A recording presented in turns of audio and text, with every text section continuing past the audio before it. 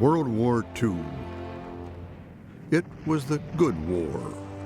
The opposing factions, Allied and Axis, were defined by the men who led. Men who have become archetypes of good and evil. These men defined the conflict, rallied their countrymen, demanded loyalty, and hungered for victory. But if the leaders defined the war, it was the regular citizens who fought to defend their country, ordinary men and women who rose to extraordinary heights in the midst of battle.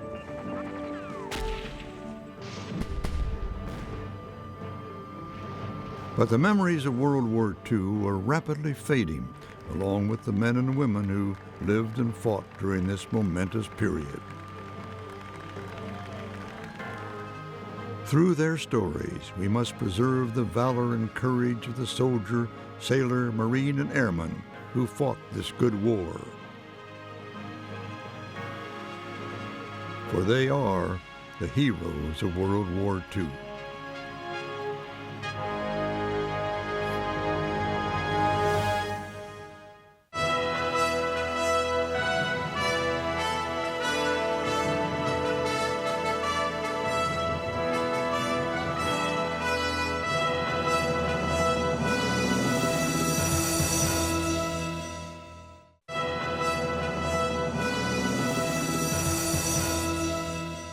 The Allied forces pressed on through Germany, but Eisenhower made a decision that baffled many. He ordered the American advance to stop at the Elbe River. His decision enabled the Soviets to advance upon Berlin. With British and American troops coming from the west and the ferocious Soviets marching from the east, the end of the Nazi reign was near. In a bunker in Berlin, Hitler and his wife, Eva Braun, took their lives. So did a number of top generals. But before he took his life, Hitler bestowed the title of Reich President on Admiral Dönitz. The new Reich President, knowing the futility of the situation he inherited, began to move as many Nazi troops to face the Western Allies as possible.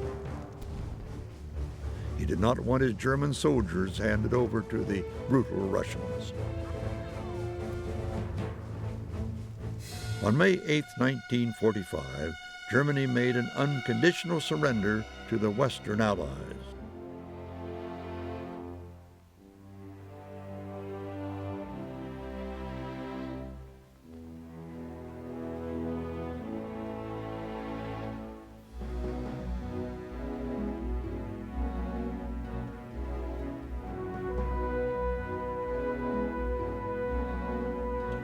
The war in Europe was over.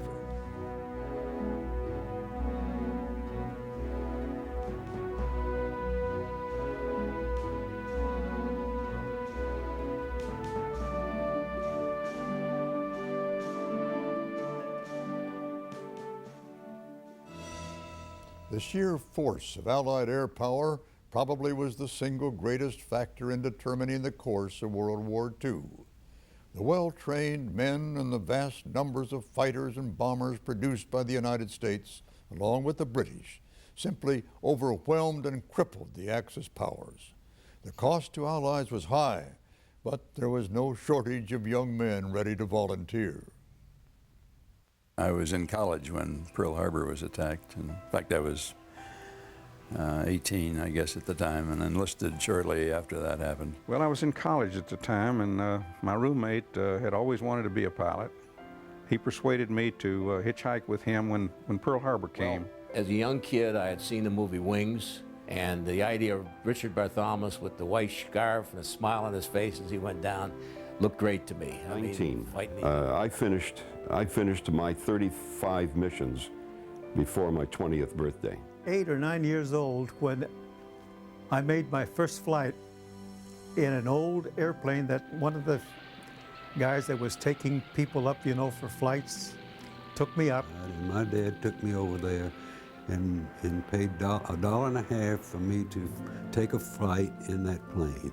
And that was the most exciting thing, and that's when I began to say, I want to be a pilot. I thought that was great.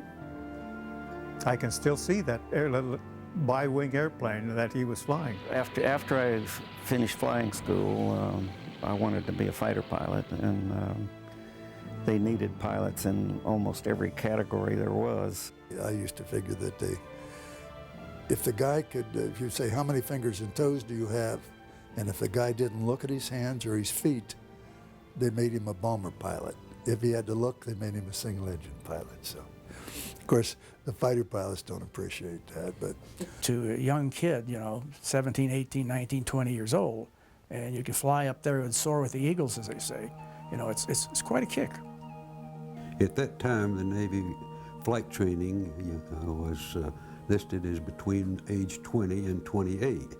So on December the 6th, I was 20, and the Navy had told me that it'd be a while before we'll be able to call you because we've got several classes ahead of you.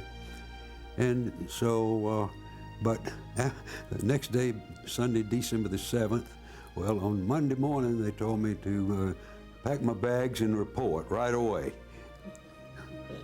Went into the service in early 1943 and went into basic training in Miami Beach, Florida. And everything naturally was through troop trains. We just traveled on a troop train. When basic was over with, I traveled over to Sioux Falls, South Dakota to a radio school. And then from there, another troop train to Kingman, Arizona for gunnery school.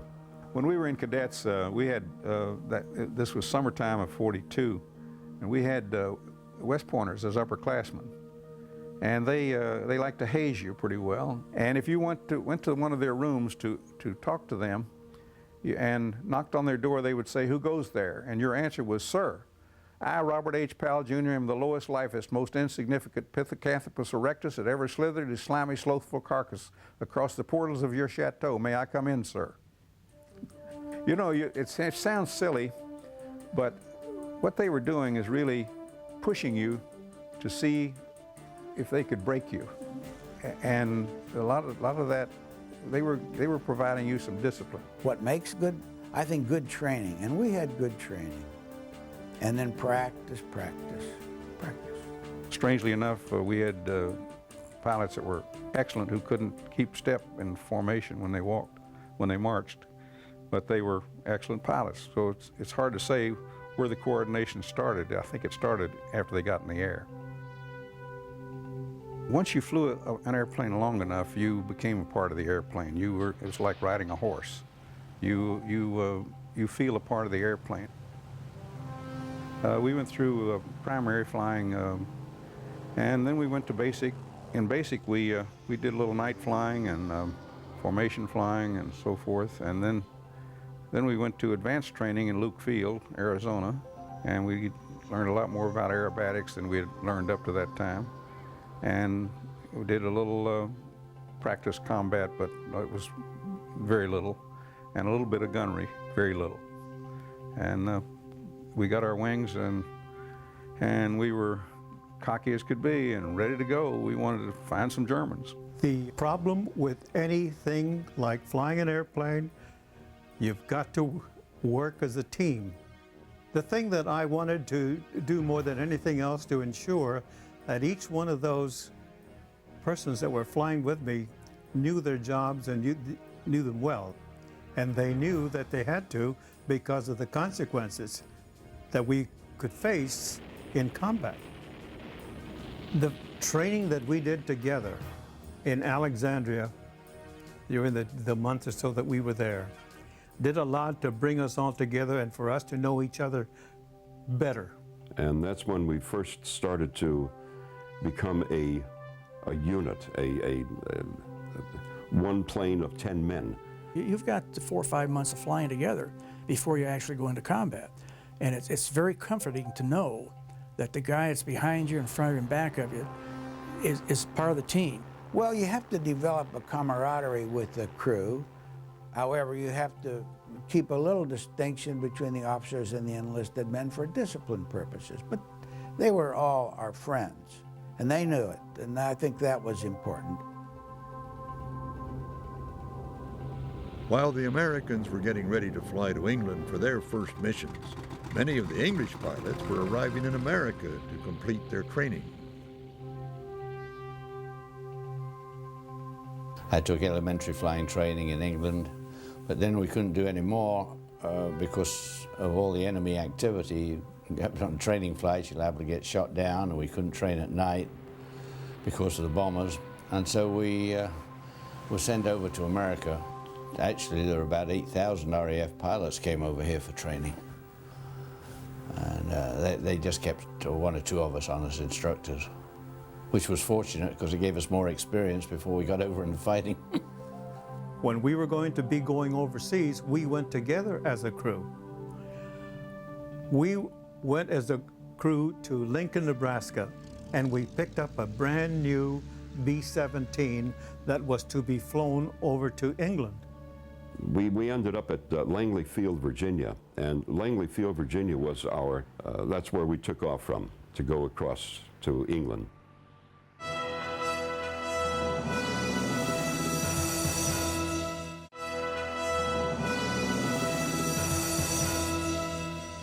For many of the young soldiers, traveling abroad to England was an exciting experience, despite the war going on around them. That was the first time I had been out of the country, yes, and I enjoyed being there. We spent a lot of time in British pubs when we weren't on duty. If we knew we weren't flying the next day, we could go out and hoist a few. We gave the kids candy and gum on the trains when we'd ride the trains, and their eyes would light up, and we gave them chocolate, of course, and gum. Well, about all of the American forces, and they just about invaded England prior to D-Day. But what the British would say is the Americans are overpaid, oversexed, and over here. There was a good-natured rivalry between the English and the Americans, who had a little phrase of their own. According to the GIs, the English were underpaid, undersexed, and under Eisenhower. Well, one of the things that I think we really ought to focus in on is the assistance and the help and the cooperation that we got when we were over there in England. We'd wake up about 3 or 4 in the morning, and they'd tell us that there is a mission we're on today. They lift the shade up that reveals the map, showing where we're going, and when we seen that red line that goes deep into German territory, and we knew it's going to be a rough one. We'd go and have our breakfast at the mess hall. We'd go and get our parachutes. Our armament people would have our guns for us already over there. We'd go out to our plane, and we'd start putting our chutes on, and we'd probably have another cigarette before we were getting on board. We'd climb in on the fuselage side, and everybody would just go to their particular stations. But the radio room being the middle of the plane, basically the center of the plane, I had a lot of the flak suits in there. And I would prepare myself for what we knew was going to happen, and that was to be hit by flak. We had some milk runs that we called that we didn't have any problem with, no flak, no enemy aircraft. But more so, we had tough missions. There was a lot of flak, a lot of enemy aircraft, and a lot of men were killed. But once you see one of those guys go down, and, or blow up, or start spinning and nobody comes out, or maybe 2 guys comes out in their chutes and the rest are, there's 7 guys that are going to die. The air war was certainly was different. Every conversation we had with the dog faces, as we called them, and they called us the fly boys. And they'd say, we'd look up there and we see these silver airplanes way up there, and we're sitting down in this foxhole and say, no way I'd be out there. And then my retort always was, well, I was looking down and I saw you guys in the foxhole. Of course, you couldn't see them. But I said, no way I want to be down. I was serious about that. I was very serious. I wouldn't want anything to do with the ground operation. Those guys need more credit than they got. Obviously, we couldn't have conquered Europe without D-Day and without the invading armies, but the stage was set by air power because it was the only way we could attack them until we actually invaded Europe. All of their strategic resources, their ability to produce oil and ball bearings and steel, and their railroad marshaling yards, their whole method of supplying their troops was interfered with or destroyed by strategic bombing.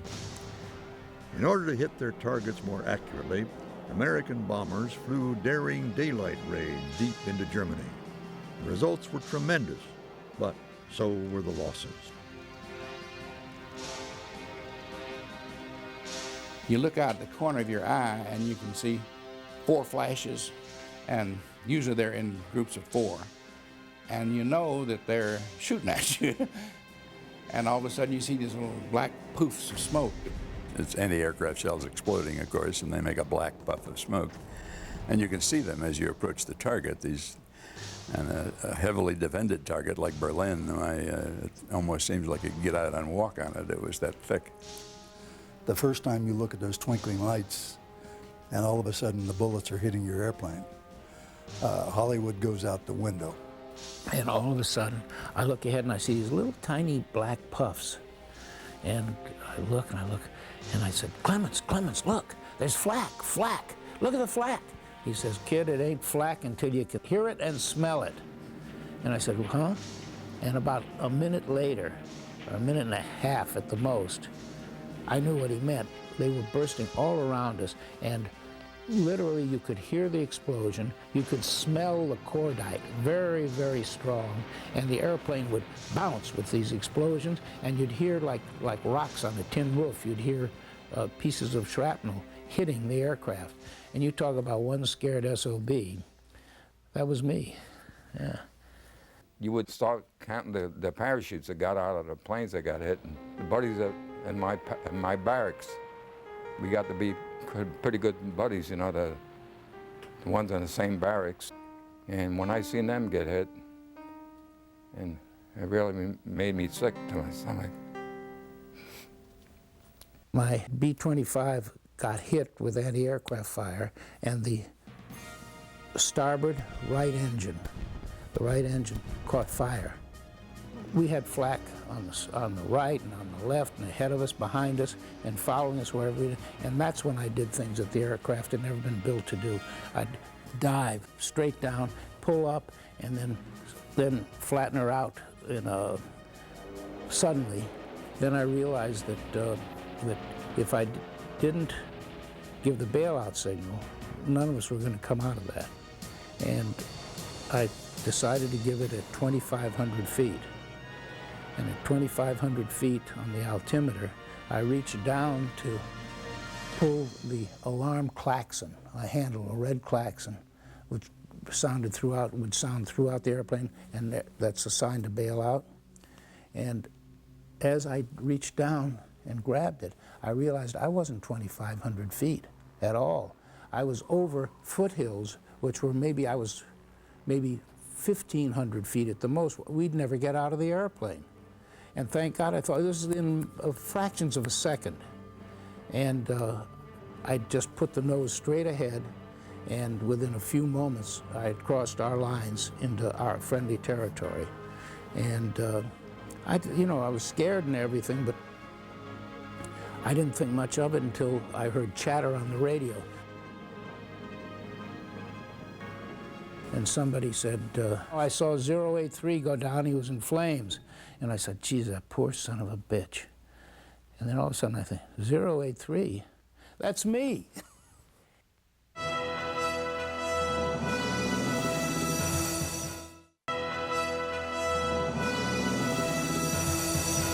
American bomber crews had many close calls, but flak, anti-aircraft fire, wasn't their only concern. There also was the formidable German Air Force, the Luftwaffe. While they were over France, American bombers had the luxury of fighter escorts. But once they reached Germany, they were on their own. We had fighters at first that couldn't go the whole way, and they turned back, and that's when we really got in trouble, because they were very helpful. Later, they put on drop tanks on the fighters, but the Germans caught on to that. You have to drop your tanks when you're going to engage in air-to-air combat. German fighters would come up from France, engage them, we'd drop our tanks to fight, and they'd go away. And then they weren't able to escort us all the way in, and the Germans would come up to meet us after our fighters had to turn back. Particularly in a bomber, we were essentially defenseless and outnumbered by German fighters, left alone. And the odds of surviving that are not too great. American bombers were designed to be flying fortresses, bristling with guns. But often their guns were no match against the attacks of the nimble German fighters, encounters the American crews would never forget.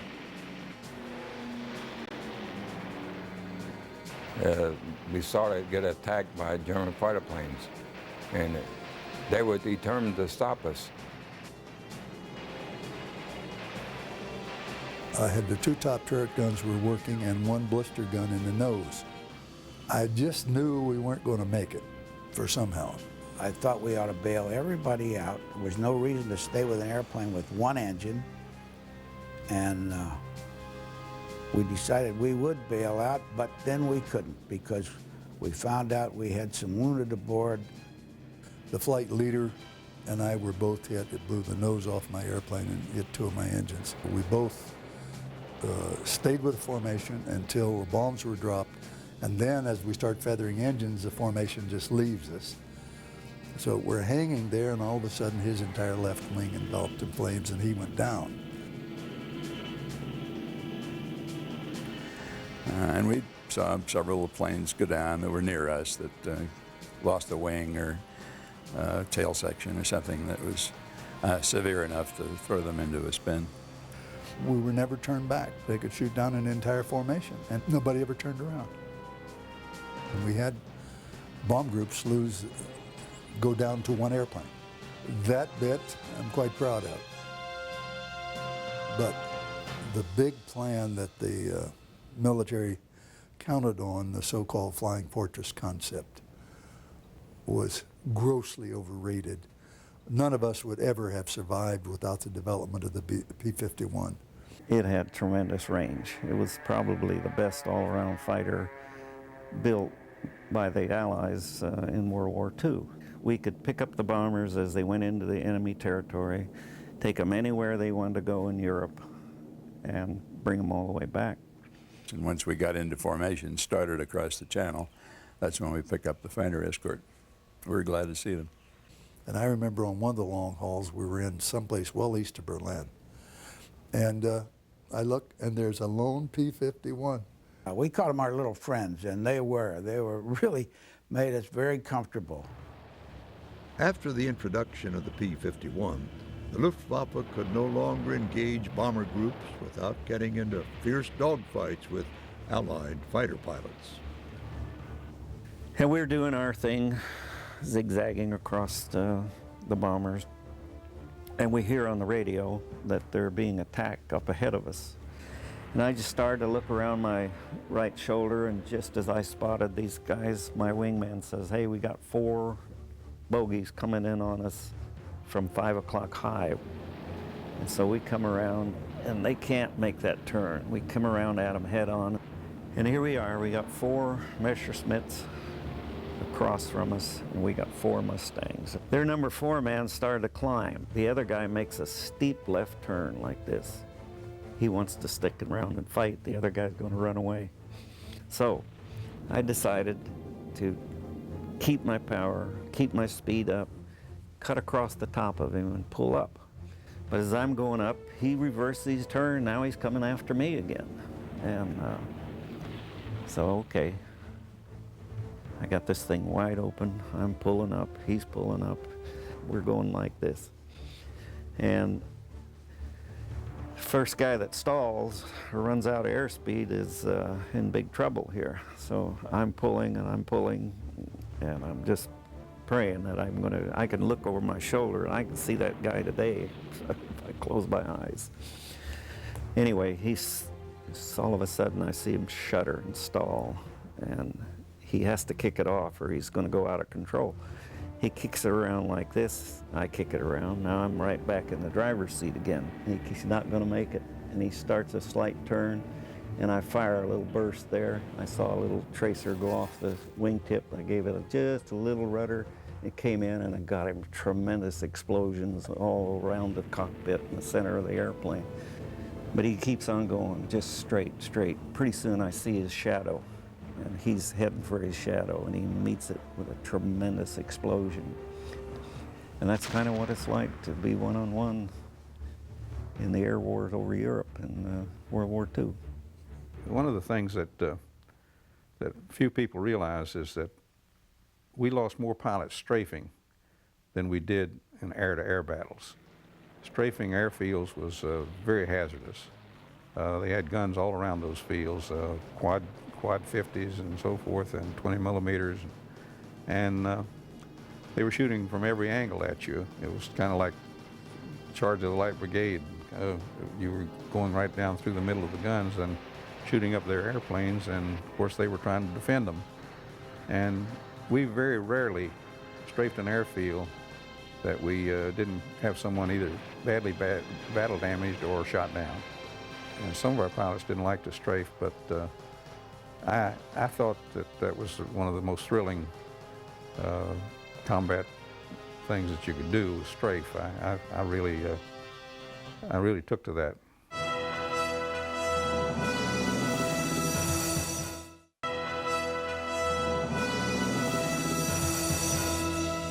Many of the airmen who served during the Second World War remember their tours as the most exciting time of their lives, filled with danger, adventure, and the greatest friendships they would ever know. But for all the so-called glories of war, these men also witnessed countless horrors. I was a kid.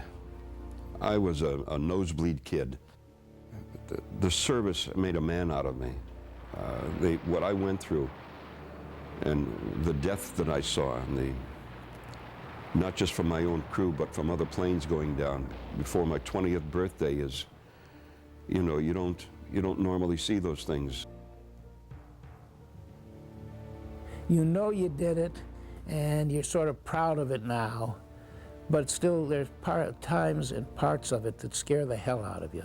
You know, that you do say, Jesus Christ, how did that happen? You know, how come I'm here and they're not? The one mission that I can't forget was when we went to Hollendorf, Germany, to fly, and we got pretty well shot up.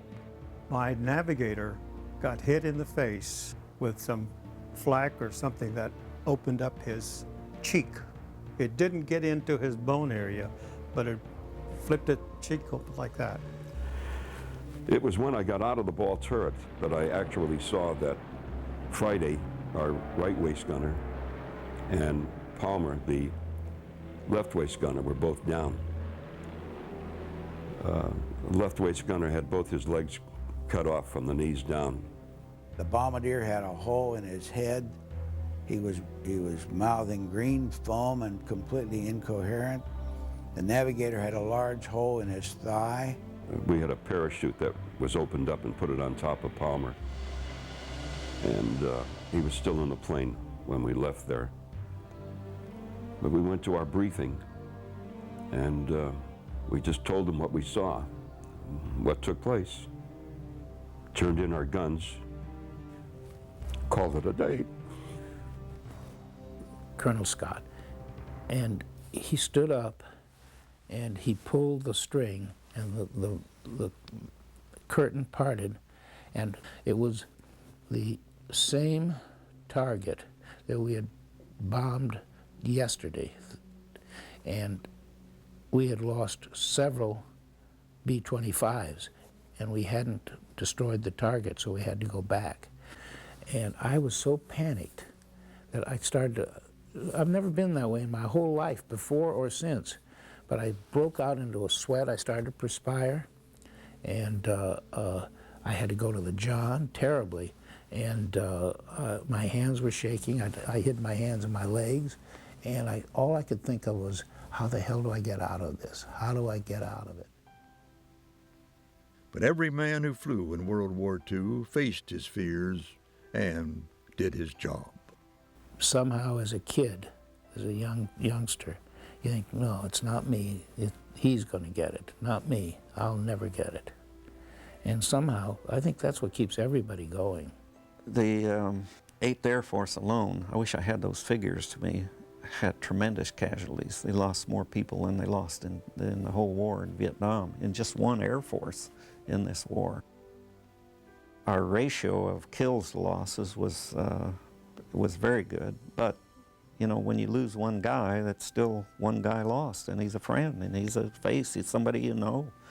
Each of the 31 missions that I was in the air, we had 235 casualties on that day, meaning either a prisoner of war, which we didn't know, missing in action, killed in action, or wounded in action. So that means if you multiply 235 by 31, you would get the casualties during the missions that I participated in.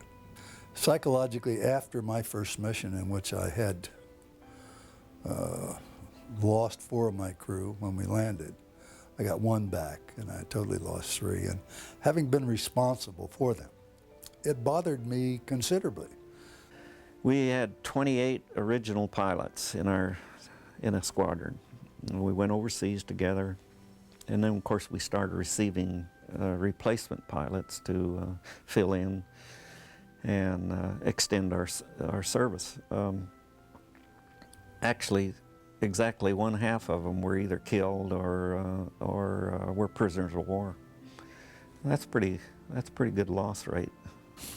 Mainly the psychological effect is that once you realize that war is not Hollywood, people get killed,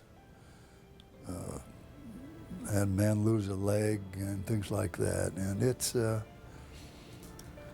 little hard to describe, and you just learn to live with it. And they give you a shot of cognac.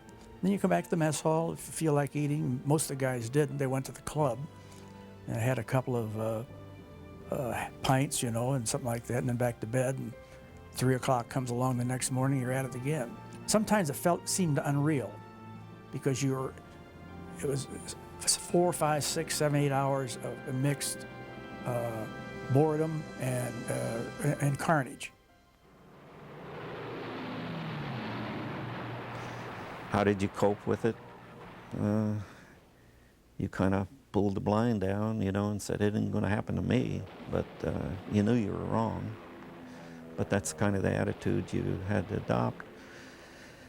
And you got to realize we were young, and it was a great big adventure in a way. When we were, you know, when you're getting started, before you gain the experience, there's fear. There's fear of the unknown. You don't know, you don't know how you're going to react as a human being. You know, are you going to run or are you going to fight? Beforehand, when you're anticipating it, you see the contrails coming. You know, there's anticipation there, but when you're actually dogfighting, when you're in the heat of things, there's no fear. You're just too busy. I relate it to like if you're in an automobile and you have a close call. It's only afterwards that you say, "Oh my God, that was pretty close." Sort of the same thing. I've always felt that the difference between a good fighter pilot and a great fighter pilot is something internal, something mental, something up here, or something in the heart. Call it a fighting spirit, motivation, whatever. But I've always felt that makes the difference. But every pilot thinks he's the best in the world. If he doesn't think that, he shouldn't be flying. So, I thought I was the best in the world. You didn't take time to get all the answers before you made a decision. You just had to make a quick decision. If you were right, you lived. If you didn't, you died.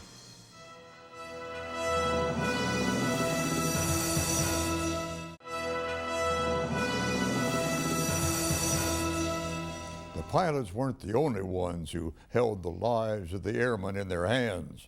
Back on the ground, the crew chiefs were in charge, and they felt the same heavy responsibility as the pilots, and the same love of flying.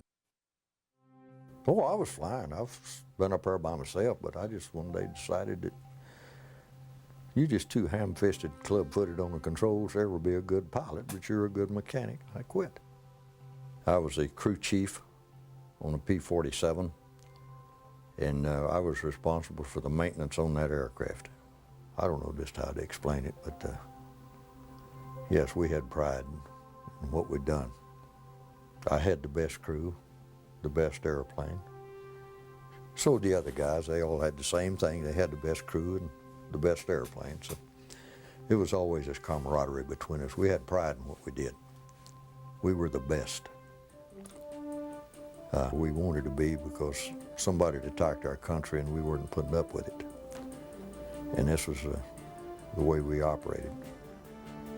I mean, we all had one goal, and that's what we were shooting for. Get home. There were some missions where, well, most of the missions, everybody would have some kind of flak damage, most of it minor. But it always amazed me that these fellows would work all night, get the plane patched up, ready to fly the next day. One of the fellows counted the holes in the airplane, and he said we had 172 places where the shots had come in, flak and all that. And they would be repaired and put back in the morning. First thing in the morning, we'd get back out and hear our plane be ready to go. It was really amazing. And they worked all night. Sometimes the weather was pretty bad, cold and all, but they would keep on doing it. They didn't get nearly the credit they should have gotten. I don't think any of us would be here today if they hadn't been as skilled and as dedicated as they were. They wait with bated breath for us to come back from every mission. And I think they were heartbroken when somebody didn't come back. You get yourself in a fighter squadron and you think about if you were a mechanic, if you were a crew chief on your airplane, think about it. If your airplane went down for any reason whatsoever, how you'd feel. And I think you'll understand it a little more. I had my crew chief, Otto Heino, from back here in the training all the way through the war. And he kept that airplane just running so well that it probably saved my life more than once, I think. Now, we were starting to get the airplanes in the natural aluminum paint scheme, just like they came from the factory with none of the camouflage on it. And I was flying over Germany, and the first snow would hit.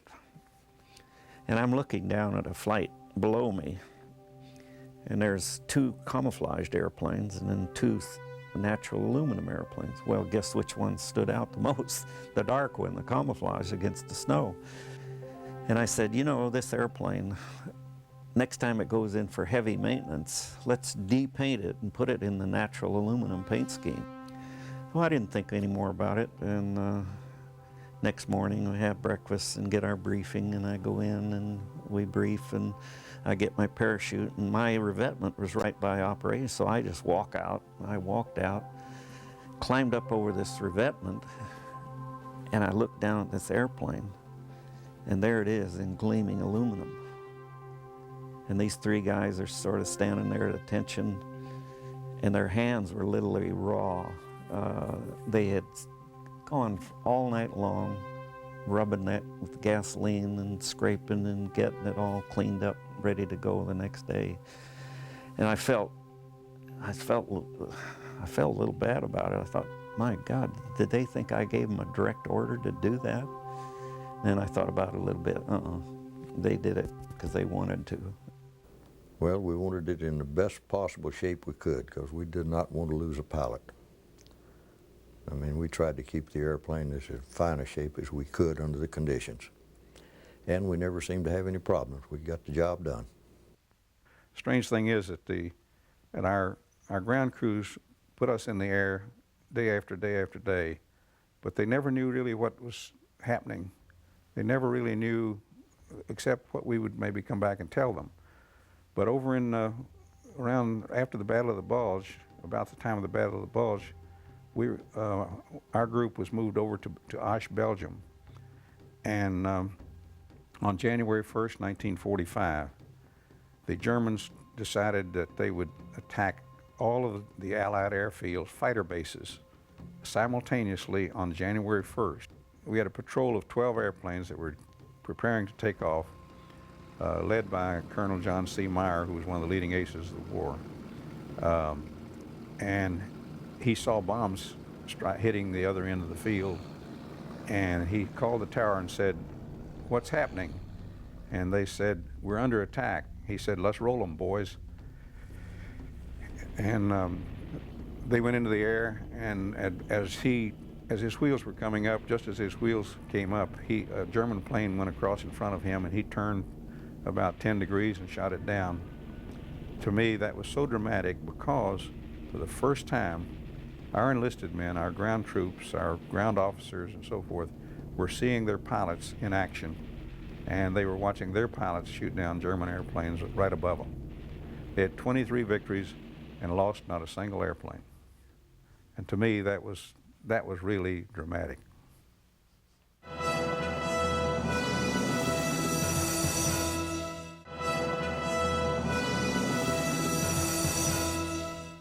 By spring of 1944, the collective efforts of the Army Air Force had paid off. Strategic bombing had crippled the German infrastructure and troop movements. Bombers and fighters had destroyed so many aircraft and aircraft factories that Germany could no longer pose a serious challenge to them in the air.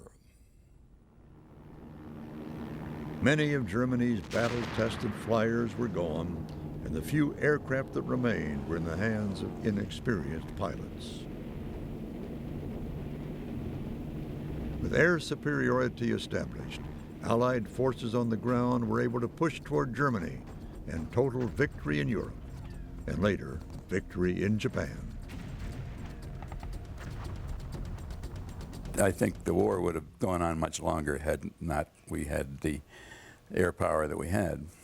Unfortunately, we, through the efforts of people back home, making those airplanes, we wouldn't have had that advantage. And there were a lot of folks, a lot of women who were involved in the manufacture of those aircraft. And we were pretty grateful to them that they made them as solid as they did. I think one of the great things I brought back was a feeling that I had been part of something that changed the world. I don't like to use the trite expressions that made it a world safe for democracy, anything like that, but it was a worldwide battle of good against evil, if you will. And it's sort of nice, gratifying to know that you were on the good side and the good side prevailed. I read somewhere that a hero is someone who understands what has to be done and does it regardless of the consequences. And that's really all we were doing. We were assigned to do a job. In wartime, as far as the two words bravery and courage are concerned, we thought more about not letting our buddy down. We knew what a job he had. And it was something that you sort of felt if you got into it and you're a part of that, you were really something special. It was a great ride, but I don't want to do it again. Well, the whole experience was maturing, let's say. We started as kids when we enlisted and came out as adults. It's been said many, many times, guys have been in service wouldn't take $1 million for the experiences and wouldn't do it again for $100 million. So I think that pretty well sums it up. I'm glad I was there. I'm also glad I came back. The men and women who fought the war began to build their reputation as the greatest generation by setting the standard for dedication, honor, and valor. These are the eyewitness accounts of those who fought World War II, men and women who are heroes by any standard, past or present.